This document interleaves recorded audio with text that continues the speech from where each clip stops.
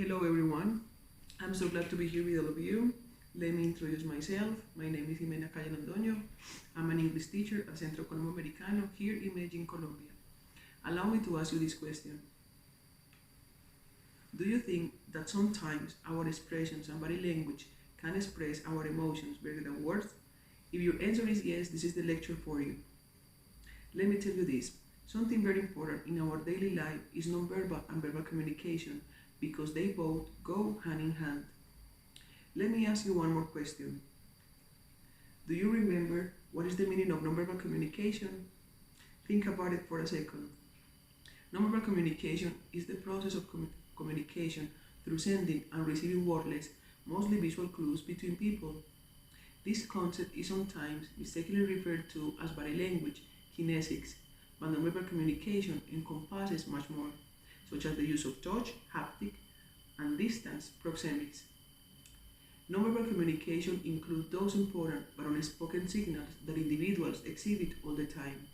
In this video, I am going to talk about one of the three main aspects of nonverbal communication, which is proxemics. And when you finish watching this video, you will be able to tell me what is the role of culture in proxemics and what are the four zones of personal space, or sometimes called personal space bubble. Let me draw your attention to the first aspect that I want to highlight, which is the role of culture in proxemics. First, take a look at this picture. In this picture, I am with one of my best friends who is from Philippines, but she grew up in California, USA. When Jess first arrived to Colombia, she had the chance to prove by herself how the use of space varies between cultures. I remember when she told me she was feeling a bit uncomfortable when other colleagues, most of them male, were talking so close to her, or even worse, kissing her in the morning to say hello, and in the afternoon to say goodbye.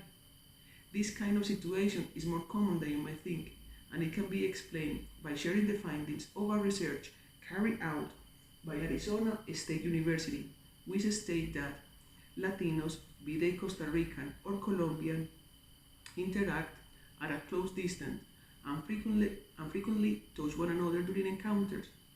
Also, in a classic study of proxemics, the way individuals handle microspace, Edward Hall, who was an American anthropologist and a cross-cultural researcher, argued that since Latinos are raised in a contact culture, they interact at a much closer distance than do North Americans.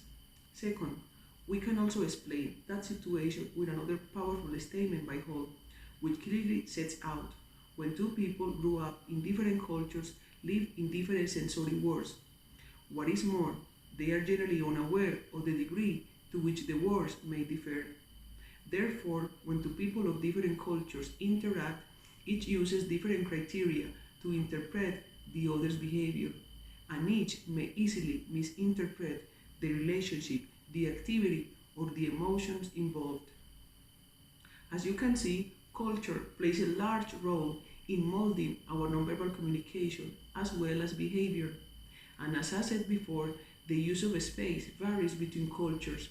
And to conclude the first part, I can mention we all have our own individual preferences about space. Now that you know a little bit more about the role of culture in proxemics, let's move on to the next section, which is the four zones of personal space, or sometimes called personal space bubble. Once we finish watching these important aspects of proxemics, we will be dealing with the final section of this video. Now I want you to take a look at this figure. In this figure, we can find the four different levels of interpersonal space, used depending on the social relationship type specified by Hall. We can start with intimate space, which is reserved for only the closest friends, family members, and romantic intimate partners. We need human contact that isn't just verbal, but also physical. Being close to someone and feeling their physical presence can be very comforting when words fail. Let's continue with personal space. Personal and intimate zones refer to the space that starts at our physical body and extends our feet. These zones are reserved for family members, close friends, and significant others. Much of our communication occurs in this personal zone, which is what we typically think of as our personal space bubble. Even though we are getting closer to the physical body of another person, we may use verbal communication at this point to signal that our presence in this zone is friendly and intimate. Now we have social space. Communication that occurs in the social zone, which is 4 to 12 feet away from our body, is typically in the context of a professional or casual interaction, but not intimate or public. This distance is preferred in many professional settings because it reduces the suspicion of any impropriety.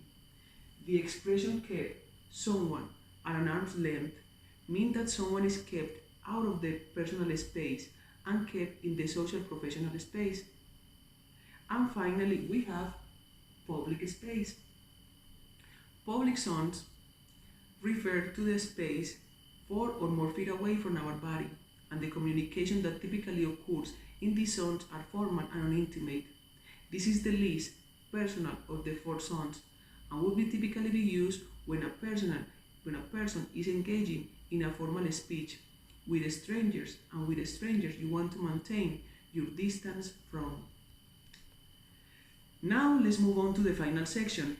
To conclude, whereas people of all cultures seem to make these distinctions, they differ in the spaces they attribute to them.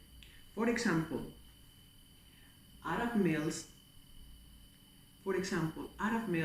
tend to sit closer to each other than American males. Arabs, at least in the past, learn to interact with others at distances close enough to feel the other person's breath. For instance, Italians interact more closely than either Americans or Germans, and we Colombians interact at closer distances than Costa Ricans. Thank you so much for watching. See you soon.